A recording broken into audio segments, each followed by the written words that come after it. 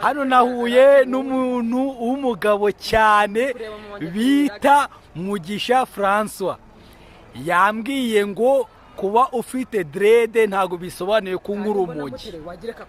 Ibyo bintu koko nibyo Mugisha François? Yego koko ibyo nibyo. Kuba ufite dread cyangwa kuba uri umurasta ntago sone kunywa ibiyobyabwenge. Kuba ufite dread hari igihe uba wiyumvamo impano cyo gutunga umusatsi cyangwa yo gutunga dread ukaba wumva waba umustar cyangwa umurasta. Abarasta bundi bazwiho kugira urukundo, abarasta bazwiho kugira umutima wa kimuntu akenshi na kenshi. None niki cyakongoje kugira ngo ushyireho dread? Ni urumogi, ni mugo, ni heroine, niki cyakongoje kugira ngo ushyireho dread? Mubwije kuri kujya nshyira dread nabite n'umwarimu nigishaga tronco mu gatatu secondaire yanyirukanye mu ishuri ngo nuko mfite umusatsi. Naramubwiye ati unyirukanye ubwa mbere n'ubwa nyuma sinzongera kugaruka muri class guhera ubu ngiye gutereka umusatsi wanjye. Kuva icyo gihe nareka kwiga sindijya no gusha umusatsi ahubwo nagiye nkora iki kiriho dread.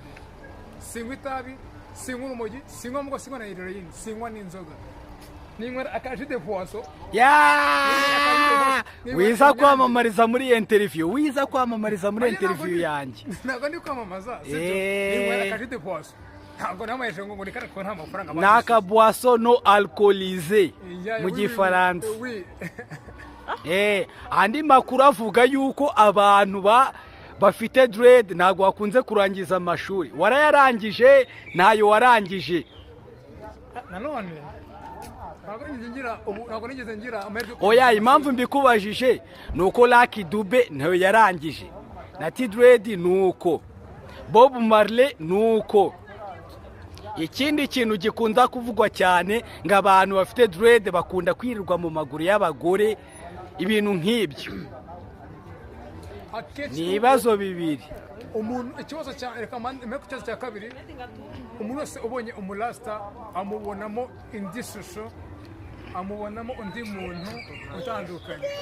Ubonye umurasta ufite dread nkanjye gutya avuga ati ajya kunywa urumogi, yigiye mu bagore, ajya mu ndaya ahantu hose atandukanye. Njye mu cyango iyo mico indangwaho, sinjya mu bagore, sinjya mu ndaya, njye nuko ngira itege ntabwo njye mu bagore, sinjya ahantu mu tubyiniro cyangwa njye muri societe nyamwinshi ahurirwa n'abantu benshi. None rero wowe François, mwihariko wawe ni uwuhe? Nkawe nka Rastaman, nk'umuntu twizeye neza, umwihariko wawe ni uwuhe? Njyewe mu ibyiruka ryanjye cyangwa mu buto bwanjye nakuze mfite